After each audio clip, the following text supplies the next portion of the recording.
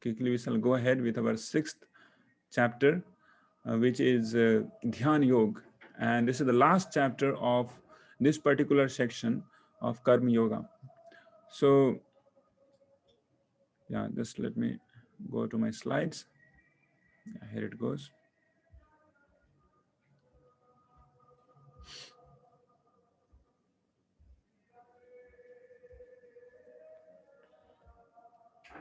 Yeah.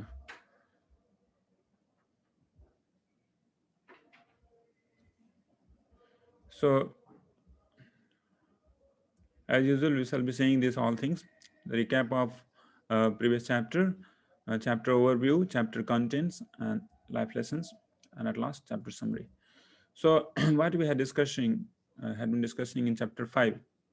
In chapter 5, we had discussion about Karma Yoga is again being reinstated by Supreme Godhead to be best, better than just living off the activities, living off the work. Okay. So, in that, we saw how Karma Yoga is better than sannyas. Now, what is Karma Yoga and what is sannyas practically? And also, we saw a difference between them. Then you might remember that there was an example of of two, one child being snatched off all its playful things, all the toys and everything, and because of that, that person, that child, is simply sitting idly, very much morose, have nothing to do. But at the same place, if that child is having being given something to do productive, so he can be engaged and he can automatically remain refrain from doing any bad activity or any mischievous activity. So this is what is called karma yoga. Means action is required, but for the higher cause, the highest cause. And what is the highest cause that makes it to be yoga? That is for the sake of supreme absolute truth.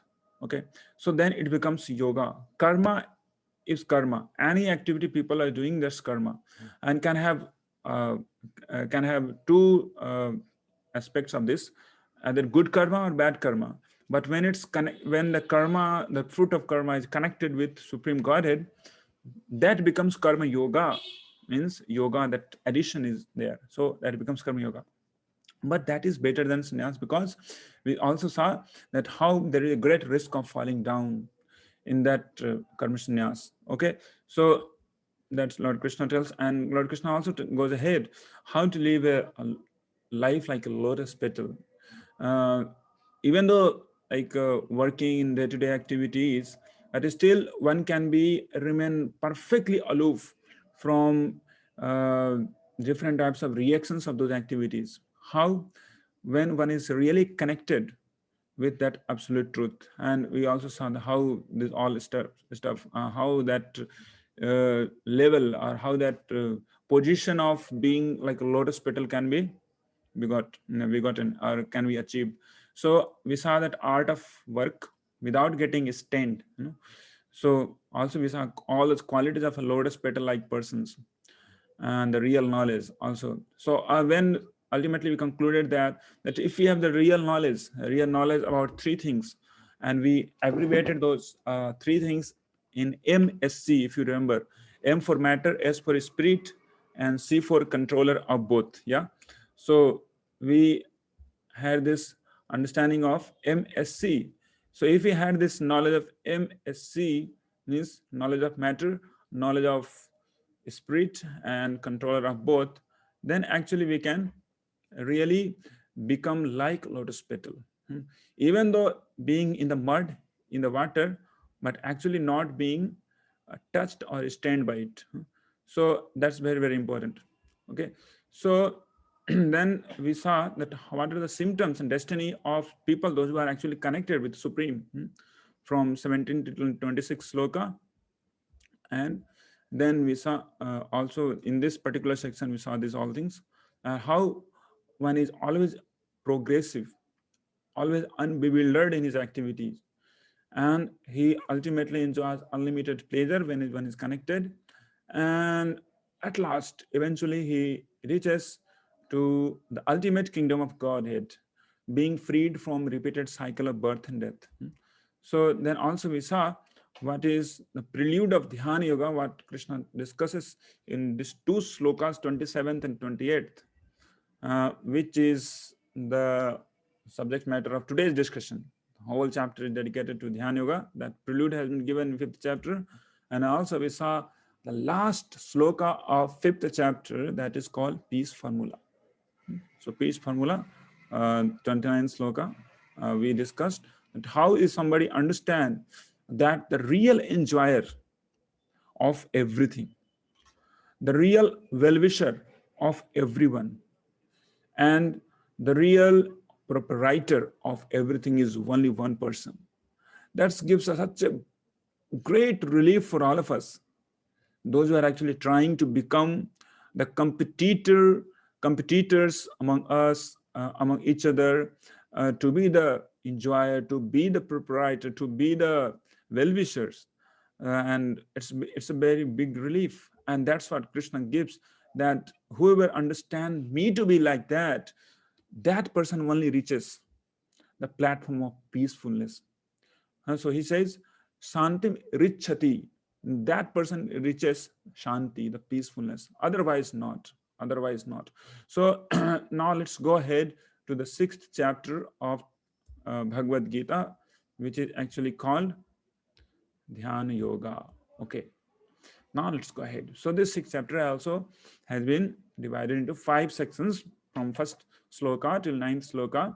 There is a section called how one can ascend in the yoga ladder one by one, very mindfully. So this mindfully word is very, very significant for all of us, because this mind is of the very great key action factor in yoga ladder. So then we'll have from 10th sloka to 32nd Astanga Yoga. What is called Dhyana Yoga is also synonyms as Astanga Yoga or Hatha Yoga. Okay, so these are only one yoga that they are having different names. What is called Astanga Yoga, having 8 limbs. That's what it's called, Astanga. Simple Sanskrit to understand. Ashta means 8 and Anga means the limbs. So the yoga which is having 8 limbs, that also called Hatha Yoga or Dhyana Yoga. So from 10th sloka till 32nd sloka, from 33rd to 36th sloka, it will be discussed the key, and the key of all ranks of yoga is ultimately mind control. Okay, so any type of yoga which is quite very famous around in the public, in the market, which aren't entail the mind control aspect, means that simply cheating. That cannot be called to be yoga. And at last, penultimately, 37th to 45th sloka, we have what would be the destination of unsuccessful yogi.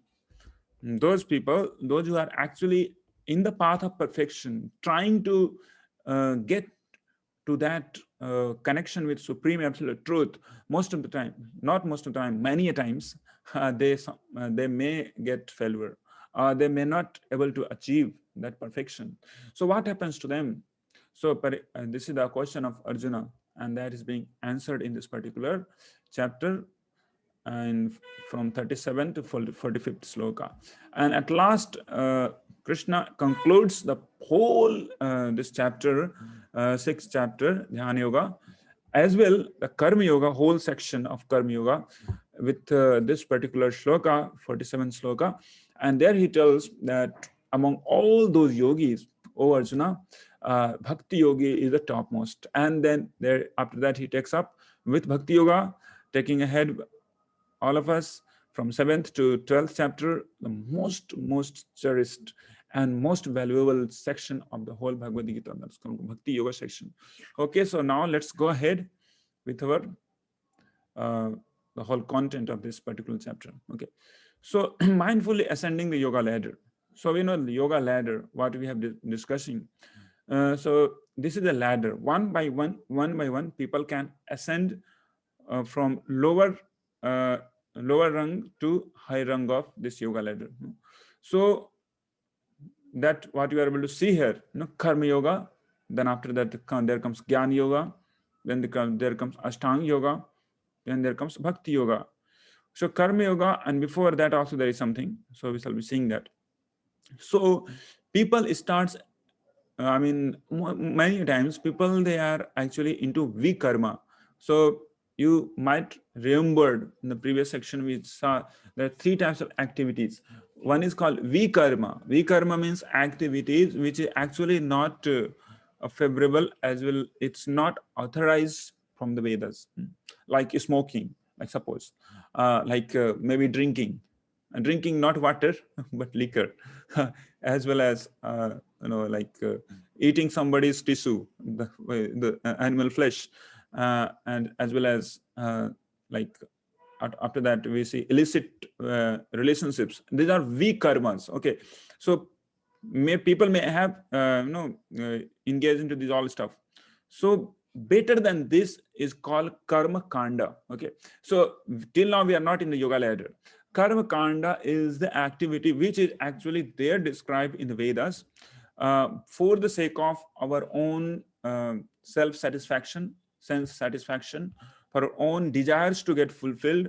So that's called karma kanda. Okay, so in there also there are reactions of activities, but it is sanctioned, not so severe as vikarma, the down one. Okay, so then it starts what's called the first rung of yoga, when the connection with supreme truth starts. Okay, so that's called karma yoga, when people uh, starts connecting with supreme godhead, but their whole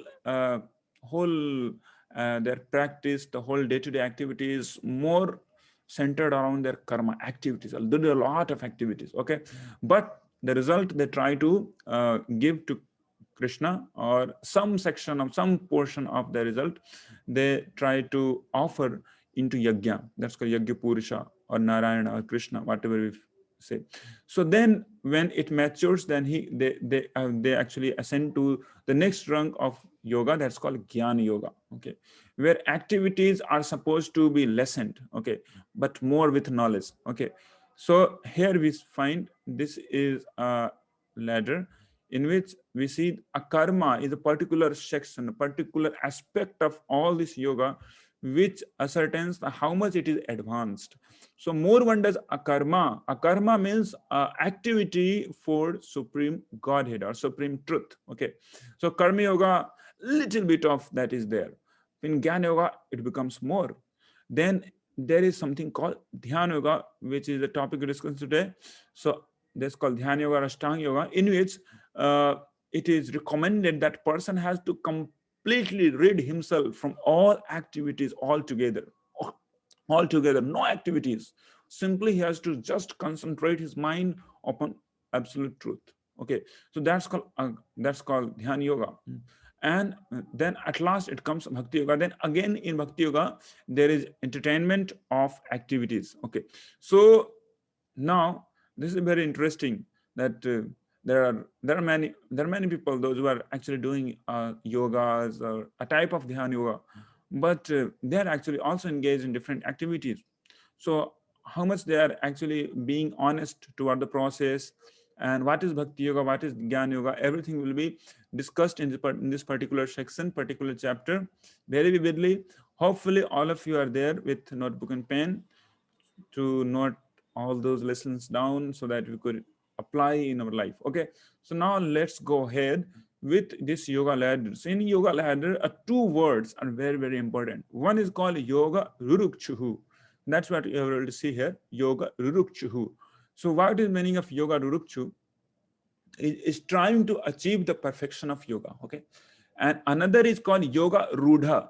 Okay, so yoga rukchu means attempts, or the section of the section of the that yoga ladder, in which the aspirant or the sadhaka strive fully, he really into it to achieve that perfection of yoga. That's called that's that perfection of yoga is called concentration of mind, control of mind, as well as connection with supreme. Okay, so very wonderful example of child monkey's journey with mom monkey will be helpful for all of us to understand this. Okay, so if you have seen monkeys, okay, many monkeys with children and all their all family members. If you go to places like Vrindavan and such places, Ayodhya, then you can find many monkeys. So you can find one small little child monkey being carried by the mom monkey. Okay, so from one branch of the tree to another branch of the tree, if child monkey has to jump, has to go, then he actually just holds the the belly of mom monkey, and then the mom monkey just jumps from one branch to another, and in this way the child also goes on together with the mom. Okay, so here there is a risk of falling for this particular child monkey. What is that risk? That if his hold upon the mother's belly is not so strong, then that particular child monkey can fall down. Okay, so here his own activity is very much necessary. Okay, he need to work. Okay, he need to be really deliberately striving to remember or connect with absolute truth. Okay, that's what is called yoga rurupchu, in which it's not natural for him to connect with absolute truth. It's not natural for him to readily able to remember the absolute truth or be focused upon the absolute truth. Okay, so absolute truth means there are three sections of absolute truth, as it will be discussed also in further sessions. There are three aspects of absolute truth. First one is called Brahman, second is called Paramatma, and third is called Bhagavan. Okay, so whatever it is, but ultimately it's when it comes to Bhakti Yoga, it becomes Bhagavan. So now let's go ahead. What is called Yoga Rudha? So Yoga Rudha means perfectly situated in yoga. It becomes natural for him to remember absolute truth, remember Supreme Godhead. Okay, so this is called Yoga Rudha platform, where everything is being carried and automatically being uh, regularized by the divine potency of absolute truth. That's what we are seeing here, the example of cat and kitten. So this is quite very often seen in actually maybe in Indian villages or Indian cities. Cats you can find, and cats kitten also you can find. So some many times when cat's kitten is there at some unsafe place, then that cat, what she does, she grabs her kitten into her mouth like this, and takes that particular kitten to a very safe place, very smoothly she takes. But dreadfully, if seemingly it seems like no, it's almost like going to be killed, the kitten is going to be killed, but actually not. Kitten thinks that I am in the safest position now. So that is called yoga root platform of yoga ladder. Okay, in which the aspirant, the sadhaka, understand that I am now connected. Now there is no fear of fall down for him. Okay, so there it requires cessation of mundane work. Okay, so there he don't need to work. He is perfectly connected with absolute truth. Just like the kitten had to do nothing. He has to just simply just be there. Okay, so that's called cessation of mundane work is the means there. So now, what is the life lesson for all of us? So yoga is not only different postures as usually we understand. Like suppose somebody tells yoga, immediately a figure comes of some Baba or some yogi or someone who is having who is showing and who is doing different postures and different breathing exercises. But these breathing exercises and different postures are not all. This is just very small little insignificant portion of that whole Astanga Yoga system. Okay, that's what Astanga Yoga system we are about to discuss today. So there are 10 symptoms of Yoga Rudha that's mentioned there. So what is the 10 symptoms of Yoga Rudha? Those who are got connected with absolute truth, they are mentioned here. So their mind is controlled. They have attained tranquility. Okay, they have attained super soul. They are neutral in dualities. Dualities means sometimes sorrow, sometimes happiness, sometimes cold, sometimes hot, sometimes less money, sometimes economic crisis. And they are not bewildered, they are not shaken into these dualities. Okay, they are satisfied with shastric knowledge and realization. That person who has actually come up on Yoga Road platform, the person who is there in the Yoga Road platform gets situated automatically in transcendence. They're self-controlled, they're self-realized, they have equal vision in pebble, stone, and gold. and equipoise to all types of people. So they have as such, they won't abhor someone, like like a big enemy, or they won't envy someone, or rather they are not too much with someone so that like they had to envy someone else. Okay, so there are two things, they are always transcended. Okay, now we have very successfully discussed the first section. Now we are in the second section, where we shall be discussing what's called Astanga Yoga, from 10th chapter, 10th sloka to 32nd sloka. Okay, so what is that? Astanga Yoga means yoga process with 8 limbs, as I have told you beforehand only in the beginning of this particular chapter, that Astanga Yoga, Ashta means 8 and Anga means the limbs. The yoga process, which is having 8 limbs, that is called Ashtanga Yoga. Okay, so what is that first limb? Okay, so we had segregated this whole Ashtanga Yoga system into 2 sections. Okay, four we shall be discussing. There are 8 limbs, and 4 we'll discussing now, and 4 we'll discussing later. There are difference also between both of them, different fours. So first is called Yama.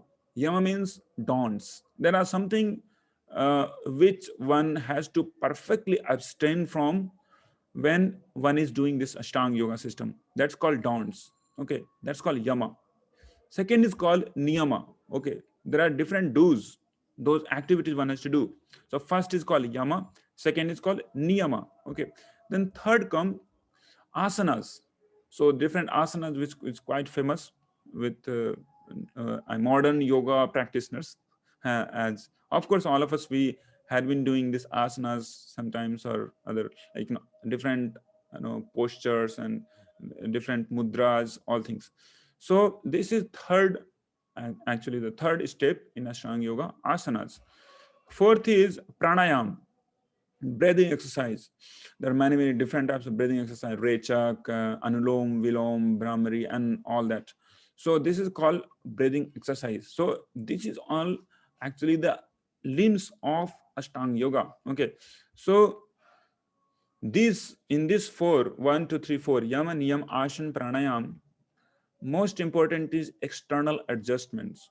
External adjustments makes really very big gives have very big role into this external adjustments. But external adjustments should bring internal adjustment. Okay, so external adjustment is there for the sake of bringing our mind under full control. Okay, so what happens in external adjustments? One has to control his mind, carefully controlling the mind. He has to sit a very very special place, average place to sit. He has to sit completely, he has to be completely free from sex life, as it's mentioned. He has to be like, one has to be like completely perfect into his posture. His body should always remain erect, head, neck should be in one vertical line. Then he should sit on kusha grass. So these are external adjustments for those who are actually the real aspirants for Ashtanga Yoga or Hatha Yoga. Okay, so he should stare on the tip of the nose while he's doing this meditation. He should stare on the tip of the nose. Otherwise, if he'll just close his eyes, then he'll simply sleep. Many times we see that people, those who are actually going for different yoga seminars and different sessions, many times they have been seen snoring in the yoga classes, because they simply close their eyes and simply feel like, oh, so relaxing, just have a nice sleep now. So they start snoring if their eyes are perfectly closed. If their eyes are open, they cannot control the mind. Their mind will go here and there, they will keep seeing here and there. So that's what it's mentioned. You need to stare on the tip of the nose. Quite a very difficult practice, right? So he has to eat balanced, not like today he has had so much, like till neck, and next day he's not eating at all. So no, it should be samyak, it should be balanced. Okay, eating, sleeping should be balanced. Then freedom from possessiveness, devoid of fear. He should live alone in seclusion.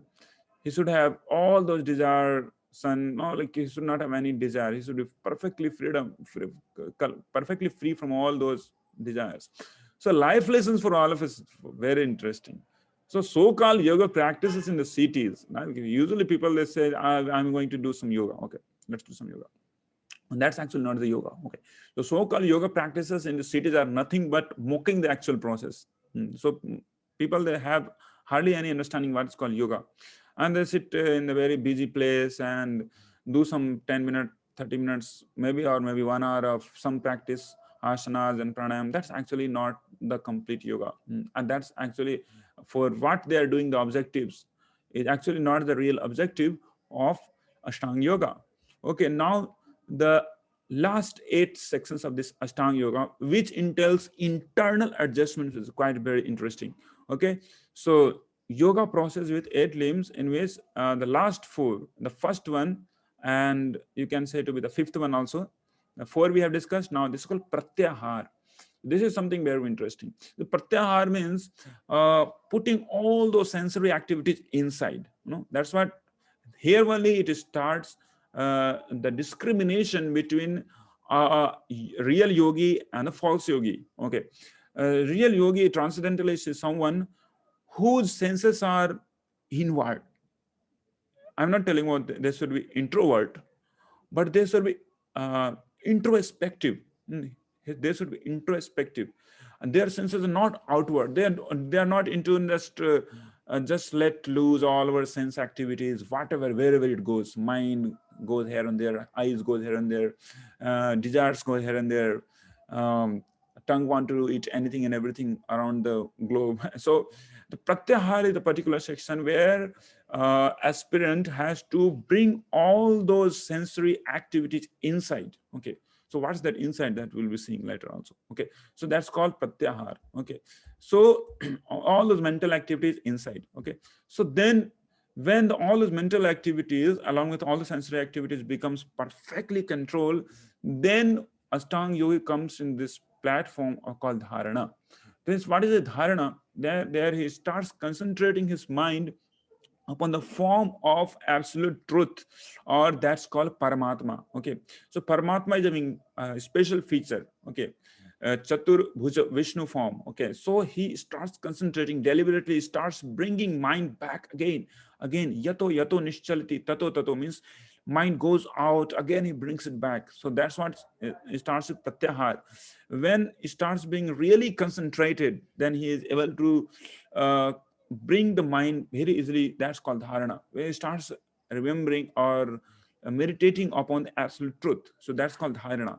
Okay, so then comes dhyana, means now is able to concentrate upon the absolute truth, Paramatma. So he's dhyana, he's perfectly into meditation. Okay, that's what it's called, meditation. Okay, so then when he's perfectly into it, and he had actually seen the absolute truth inside his heart, the Paramatma, and that Paramatma in that situation actually comes out from his heart also. Yeah, so this is very interesting. In that situation, a yogi is able to see the absolute truth, Godhead, directly in front of his eyes. There are many examples as such in the Vedas, like Dhruva Maharaj, and there are many yogis. If they have perfected their life into Astanga Yoga, they can see the Godhead directly in front of their eyes, just like we see each other. Okay, so this is quite very exalted platform. And beforehand only, uh, before dhyana and between ashtanga, between samadhi, this is called samadhi, when one is able to see the supreme Godhead directly face to face. So there comes so many siddhis. That particular person, he can levitate himself in the air, he can go anywhere at any time, no time at all. I mean, he can go from here to London just in a matter of millisecond, microsecond. They get such a power. Okay, so many times people, they get infatuated by these powers and they lose coming to the perfected platform called samadhi. Okay, many times it happens. So this all things are actually nothing but internal adjustment. So the 4 sections of Ashtanga Yoga, which is called Yam, Niyam, Asana, Pranayam, uh, till that it remains external. Those all external things has to get into internal adjustment and ultimately bringing one to the samadhi. So this is all very brief understanding of Ashtanga Yoga. So what are the internal adjustment? Let us see. Right. So one has to keep absolute truth, Krishna, to be the ultimate destiny. Okay, so he has to control all the senses with the help of mind. He has to, what is that, be situated in transcendence. It's all about yoga ruda. That's why what we have discussed. He must see Krishna all the times. He should never be shaken in greatest difficulty. When he achieves to that platform, he thinks nothing better to gain.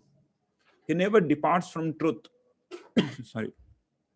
He receives boundless transcendental happiness in that situation. He rejoices in himself. Okay, he focuses on supreme. So these all are internal adjustment. Okay, so now Krishna is telling that, oh Arjuna, everything is actually around your mind. You need to control the mind to achieve that platform. And how you can control that, he tells this very wonderful sloka, should be recited with all of us, by all of us. Yato yato nischalati manaschanchalam asthiram tatastato niyamyaitad atmani eva vasham nayet. From wherever the mind wanders due to its flickering and unsteady nature, one must certainly withdraw it and bring it back under the control of the self. Okay, so that's very important. How to control the mind? Here is the actually the real practical way revealed by Krishna. How we can control the mind? Mind will go everywhere here and there, but one need to bring it back, draw it back again, back. So always it has to be brought back again, where we are actually want to concentrate it, and especially if we are really transcendentalist upon the absolute truth, Paramatma or Bhagwan. Okay, so life lesson for all of us is that a true yoga process entails deliberate restrainment of our turbulent mind, not just for the sake of doing some okay, little better health, we want some little better health, that's it. That's why we are doing some asanas, pranayam. No, and the real fruit of that's called yoga is a restrainment of mind. Okay, that's very important. The perfection of Astanga Yoga is mentioned in 31st sloka, in which it's mentioned that how such a yogi who engages in the worshipful service of the super soul, knowing that I and the super soul are one, remains always in me in all circumstances. So this is the statement of Krishna. Sarvabhuta sthitam yomam bhajati ekatvam astitah sarvatha vartamanopi sa yogi mai vartate. So Krishna says that a person who understands that Paramatma upon which Ashtanga Yogi meditates and become perfectly absorbed in Samadhi, that Paramatma is no one but me. Me means Krishna, the Bhagwan. Okay, so that person always remains always in me in all circumstances.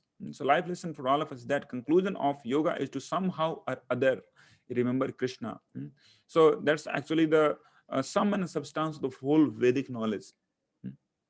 So that's also mentioned in Pada Puran, that smarta satatam satatam smarto Vishnu vismartavyena jat uchit.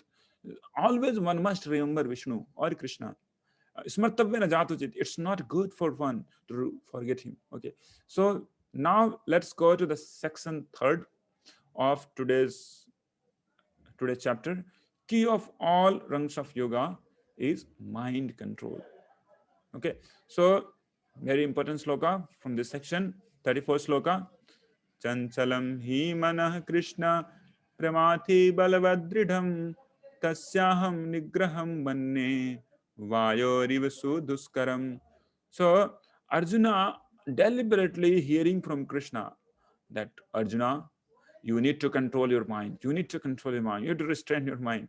So in this situation, Arjuna is really puzzled. He's telling that, oh Krishna, it's very difficult for me to control this mind. Very difficult for me.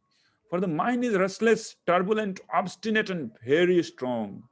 He's telling that mind is restless, turbulent, and obstinate. Obstinate means like hardly it hears. Obstinate. There are sometimes children become very obstinate. Jiddi, what we say in Hindi.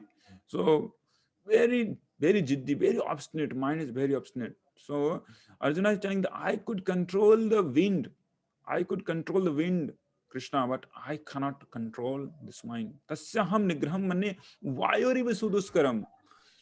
It's very difficult to control the wind, but I could control that. No, he had the weapon of controlling the wind. If somebody shoots the air weapon, then Arjuna can shoot a mountain weapon and stop that wind. Okay, but for the mind, he have no other no weapon. He cannot control his mind. So here, Arjuna is actually admitting his fallacy, or admitting his lack lacking uh, situation, that he is not actually able to control this mind. So Arjuna's inability. So for me, this process of yoga seems impractical. Krishna Arjuna tells, I could not control the mind. So Krishna is advising Arjuna how he can control the mind. So one can control the mind through, Krishna tells, practice, abhyasa, and detachment, tyaga. So the both things are required to actually control the mind. But what is that practice? Very difficult to understand. So what is that practice? Most important for all of us to understand in this particular uh, position, that first is called association. So first is called association. Whatever association we are into, so that's very important for all of us. If we have centrally association, then it becomes very easy to control the mind. Okay, so second is called whatever books we read, whatever input we put through. Nowadays hardly people they read books, but they see videos and all stuff. So book reading is very important. Then third is called chanting. Okay, just let me mute. I request just wait.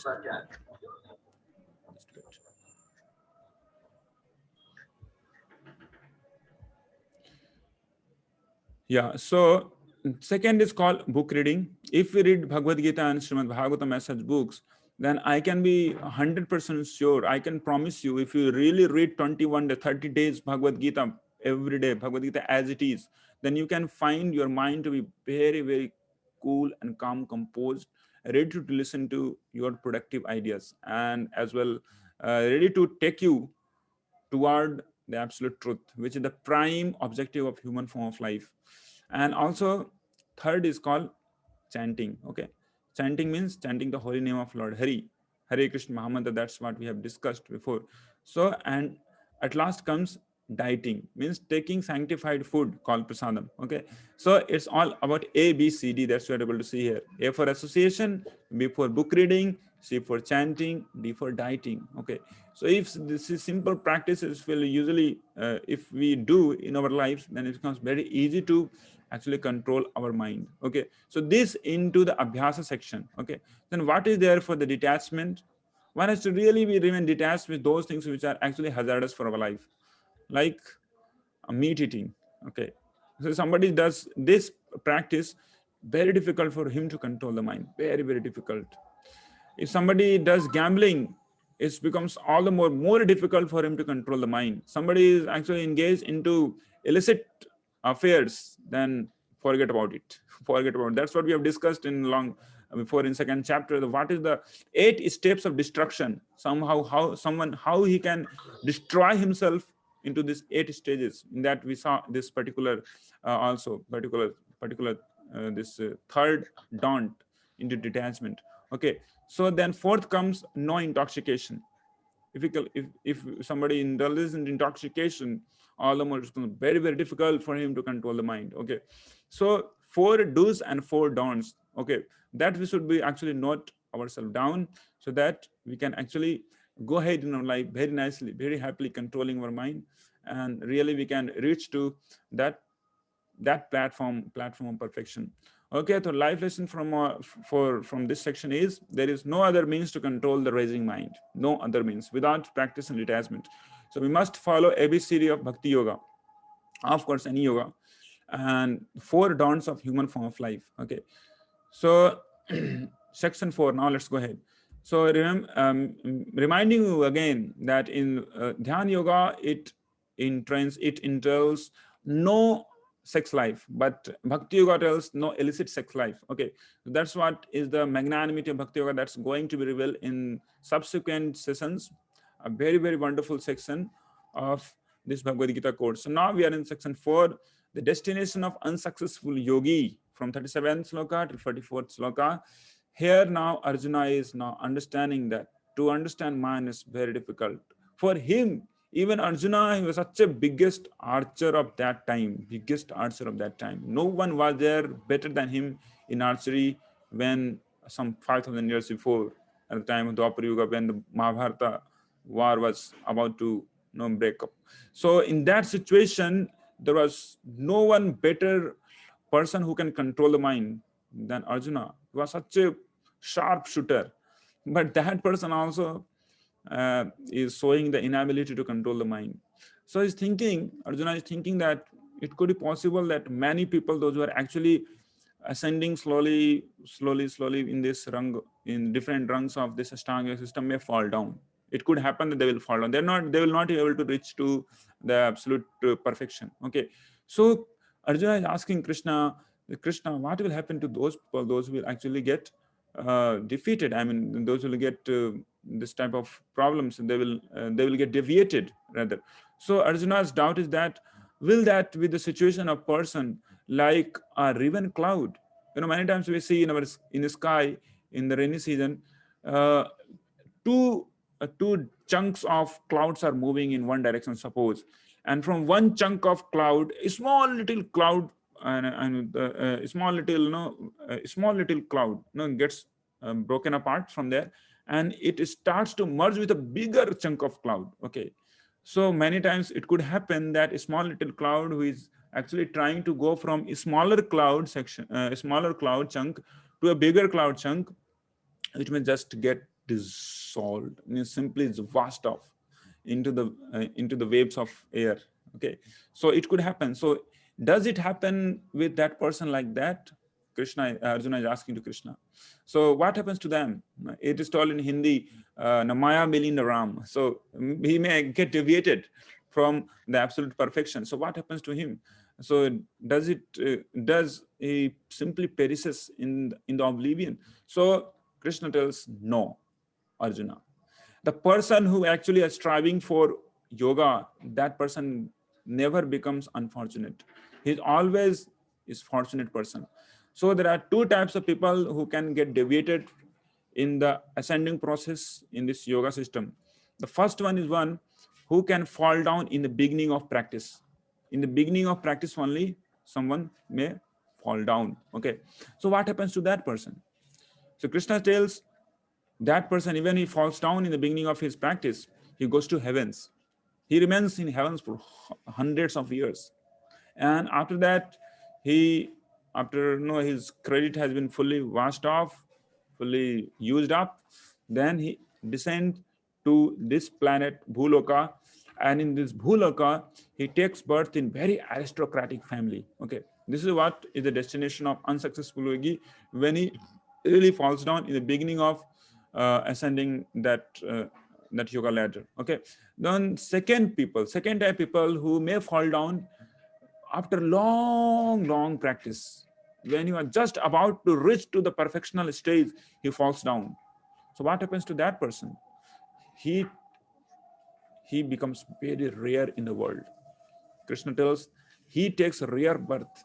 He takes birth in such a great exalted family that from the very beginning of his life, he becomes attracted toward these yogic principles, the yogic processes. So the person whoever is trying to attempt to this yoga processes are never they never meet with misfortune. Okay, that's the conclusion. And those people automatically they get attracted toward the principles of bhakti yoga and different yogic principles. Okay, so life lesson for all of us is that we must unhesitatingly take up the process of bhakti yoga. Okay, where success is guaranteed. So what's that? How it is success? How the success is guaranteed? That will be discussed also. So section 5, we are there in the section 5, in the last section of today's discussion, Bhakti Yogi, the topmost yogi. So by seeing this situation of Arjuna, that Arjuna is quite very fearful. This Astanga Yoga process, so much rigorous, so much mind control is required, and he is actually revealing his inability that he cannot do that. So now to give him assurance, okay, Arjuna, just don't worry. I have something better for you, which won't require so much rigorous practices, but still you can get success. So what is that? So he takes up the concept of karma, jnana, and tapa in 46th sloka. Here he tells that, "O Arjuna, now I'm going to tell you the whole conclusion of the 6 chapters. What is that? Among all those workers, among all the ascetics, that's called tapasvis, and all those jnanis, the empiricists, among all of them, the person who is actually yogi is better." Okay, the person who is karma yogi is better than simple worker. Dhyana yogi is better than ascetic, and Gyan yogi is better than empiricist. Okay, so the person who try to connect with supreme absolute truth, they are far better than a simple worker, simple so-called meditator upon the light, or the simple small little void, or simply empiricist who have nothing to do with supreme absolute truth, but they are simply busy with knowing different facts, figures, and analyzing all those stuff. Okay, so then after that Krishna goes ahead. So this is a very wonderful example that I thought of discussing with you all. So there is a difference between yogi and just simply any worker and any ascetic. Okay, so there is a very wonderful story of Anguli Mal, robber Anguli Mal. Okay, so there was an Anguli Mal robber in this age of Kali Yuga, only some 3,000 years before. So this person was a robber, such a dreadful robber, that he has taken the vow of killing 1,000 men. And after killing them, he had taken the vow that he will make a garland of fingers. That's why his name is called Anguli Mal. So his mission was his rather it was his hobby to make garland of fingers. Okay, so once he met with Buddha, Lord Buddha, and after meeting Lord Buddha, he actually about to kill him. He was about to kill Buddha. So Buddha somehow or other pacified him. Of course, Buddha had great mystic power. Of course, he's very empowered incarnation of Godhead. So Buddha convinced him to leave his nefarious activity, killing people. No, so after that, he actually just stopped killing. He just stopped killing. He accepted ahimsa, but he was not connected with absolute truth. He was simply ascetic. Okay, but one day, what happened? He returned to the village side, and there people simply thrown, they started pelting upon him, pelting stones, and killed him actually. So Anglumal, in this way, he was killed. But at the same place, we have another example of another robber, a dacoit. His name is Ratnakar. So his name was Ratnakar, and that person, he was more dreadful dacoit than Angulimal. Okay, so this Ratnakar Danku, this dacoit, was met with Narad Muni, and Narad Muni told him that, "Oh, my dear robber, why are you doing this business? Stop this. No, you are getting so much sins because of this. Stop this. Do something. Do something good." So he told, "You must chant the holy name of Lord Hari. You must chant the names of Lord Rama." So when this proposal was given by Narada, so this this Ratnakar, the dacoit Ratnakar, he told that, "No, I cannot do this. I can chant the names like Maro, Pito, kill him, beat him, like that. I cannot just say this such a pious name of Lord Rama. I cannot, it cannot come from my mouth. Make it sure." So then Narada told, "Okay, can you chant this particular word, Mara?" So yeah, I can do that. This is what I do. I kill people and I say, "Yeah, this person is like now dead, Mara," like this. So you just keep chanting this Mara, Mara, Mara, Mara, Mara, like this. So yeah, he told me, "That's a good idea. So I can do that, no problem. Mara." So slowly he started chanting Mara, Mara, Mara, Mara, Mara, Mara, Mara, Mara, Mara, Mara, Mara. So when he started chanting as such, the whole Mara became Rama. And in this way, he got perfection, that he became such an exalted personality as Valmiki Muni. Okay, so this is actually the difference between a yogi, a simple yogi, and a person who is not connected. I mean, the person who is actually not connected with absolute truth, a simple ascetic and a yogi. Okay, so now let's go ahead into the last sloka of this particular chapter, 47th sloka, very important sloka. Yoginam api sarvesam madgate nantaratmana shraddhavan bhajate yomam same yukta tamo matah. So how Krishna concludes here, that see, among all those workers, all those ascetics, and all those empiricists, those who are yogis, karma yogis, jnana yogis, and dhyana yogis are better. But among all those yogis, bhakti yogi is better. Okay, bhakti yogi is the best.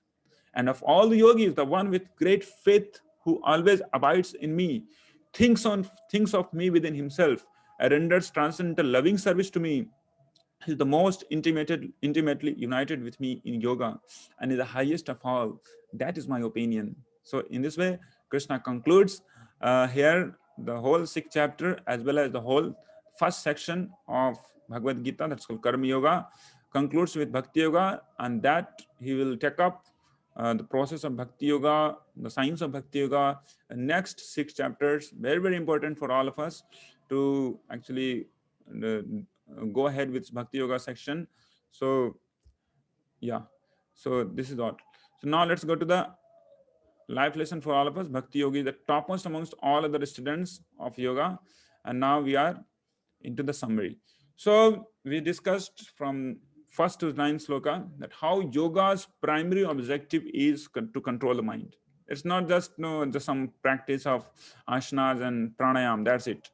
No, it must include practicing controlling of mind. Okay, so from 10th sloka till 32nd sloka we discussed how Astanga Yoga, what is Astanga Yoga, the 8 limbs of Astanga Yoga we discussed, the 4 limbs which is actually entailing with external external arrangements and uh, external adjustments, and our last 4 we discussed about internal adjustments. So we saw also that what are the internal adjustments and external adjustments. Okay, so then we have from 33rd till 36, key of all ranks of yoga is mind control. Krishna tells that, see Arjuna, ultimately you require to control the mind. And for that you are telling that no, it's very difficult to control. I can control the wind, but I cannot control the mind. For that you need to practice, and you need to remain detached also, okay, from the sense objects.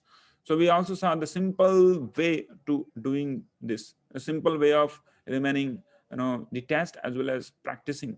That's called 4 do's and 4 don'ts of bhakti yoga for all of us. So then we discussed what is the destination of those who are unsuccessful in this path of perfection, because Arjuna could understand that uh, many people will actually fall down, get deviated from this path, from this path. So what will happen to him? So Krishna tells, don't worry Arjuna, that person, he never gets to misfortune. He will never get unfortunate situations in his life in the future.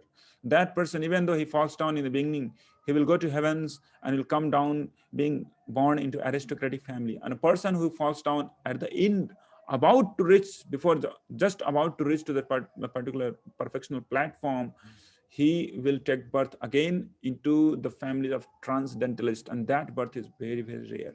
Okay, so then at last from 46 to 47 sloka, we discussed how Krishna tells that among all those workers and all those tapasvis, ascetics, and all those empiricists, better is karma yogi, jnana yogi, and dhyana yogi. But among all those yogis, there is someone who is best, and that person is called bhakti yogi. And in this way he concludes the whole section, first section of Bhagavad Gita called karma yoga, and also the sixth chapter. Okay, so thank you so much all of you for being here with all of us, being connected with this particular series of this course. I'm really very grateful to discuss this Bhagavad Gita chapter by chapter with all of you. It's very great learning for me as well. Of course, with all of you, it would be. So thank you so much for today. If you have any question, of course, we had made this particular uh, system of opening the group for 1 hour in which you can ask questions if you have, or of course, if you have your personal questions, you can send it into that Google form. Okay. So thank you so much, all of you, for joining today's discussion. Hare Krishna.